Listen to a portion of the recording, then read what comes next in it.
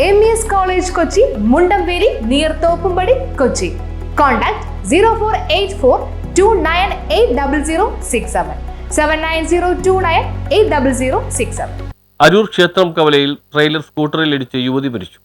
ദേശീയപാതയിൽ അരൂർ ക്ഷേത്രം കവലയിൽ ട്രെയിലറിൽ സ്കൂട്ടർ ഇടിച്ച് സ്കൂട്ടറിന് പിന്നിൽ യാത്ര ചെയ്തിരുന്ന യുവതി മരിച്ചു. അരൂർ പഞ്ചായത്ത് 2-ാം വാർഡിൽ തച്ചാറയിൽ ജോമോന്റെ ഭാര്യ എസ്തർ എന്ന 27-കാരിയാണ് മരിച്ചത്. ഞായറാഴ്ച രാവിലെ 9:30 അപകടം. ഇവർ സ്കൂട്ടറിൽ അരൂർ പള്ളിയിലേക്ക് പോകുമ്പോഴാണ് അരൂർ ക്ഷേത്രം കവലയിൽ വെച്ച് വടക്കു നിന്നും തെക്കോട്ട് പോകുന്ന ട്രെയിലർ ലോറി ഇടിച്ചത്.